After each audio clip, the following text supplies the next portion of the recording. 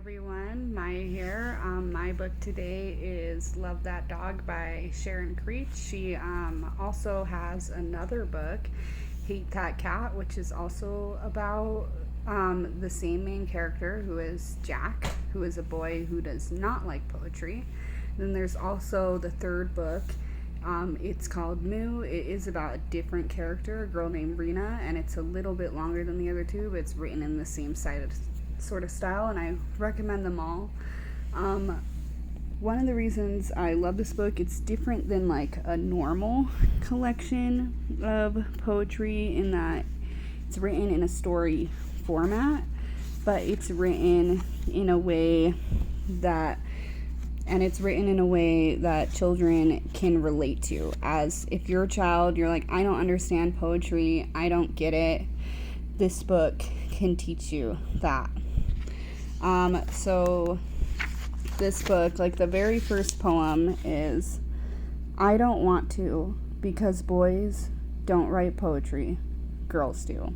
And so that can be very relatable for children who just don't understand poetry. And this book goes through the process of teaching kids, how to understand poetry. And like here it says it's teaching. So I think this book goes a lot through the process of explaining poetry from kids' point of view. Like, you've just got to make short lines. Teaching you how to do rhythm in poetry. Poems should have a rhythm. How do you do it? Poems just a collection of rhymes. And it talks about how he's inspired from other poems, and he wrote a poem based off of a poem that he read, based on other poems he's read in the class. And he's like, I didn't understand it, but it sounded good. So poetry should sound good. It should flow. That's how Jack understands poetry at the beginning of the book. It should have a rhythm and it should sound good. They also teach you other types of poems. Like there you can see loud. They make the word bigger. Show you. That's a poem style. Thin. They make the letters tall and thin to emphasize that that's important to him. They also do, like, that's a sign. Caution, children at play. They write it in a different font. So it's teaching how poems, the font that you use, can make an impact. And in the book, like Jack, his teacher wants to write his poems on the board and stuff, and she types it up and she changes the lines, and he's like, I put the words there for a reason. That's how I wanted it to flow. The words are the same, but you're messing with my flow, I guess. So I thought that was funny. And you can see Jack's like discovery, like he, at the beginning of the book, didn't want to put his name on the poetry, and then he discovers another child in his book, in the class, also doesn't want her name or his name on their poetry. They want to be anonymous, and he's like, why do they think, was it like me when I didn't think my words were poems? And so this book teaches kids, your words can be poems, I guess. What you say matters. How you say it matters. Poetry is how you say it. So I like that message. And Jack likes the poet Walter Dean Myers. And it talks about how you can be inspired by other people through your poetry.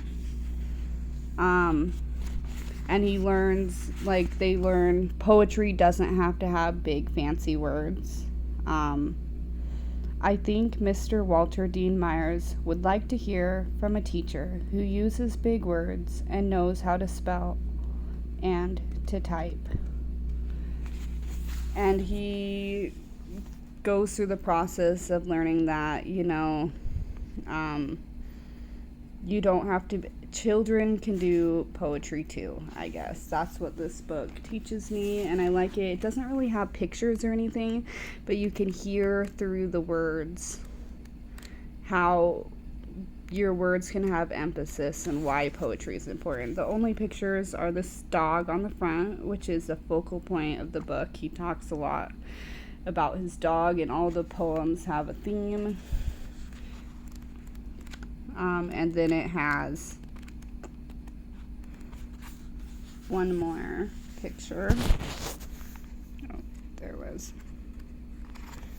They talk about different kinds of poetry in this book. Like, this is a poem style right there.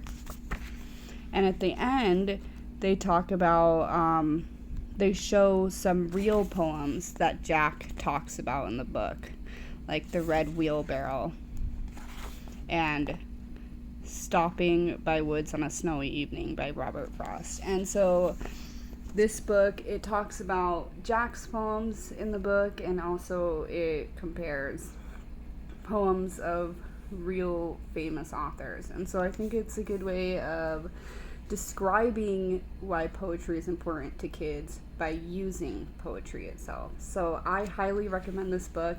It makes me cry as an adult, but I'm also a very emotional person. So, so yeah, that's what I've got for you. Thanks for watching. Bye.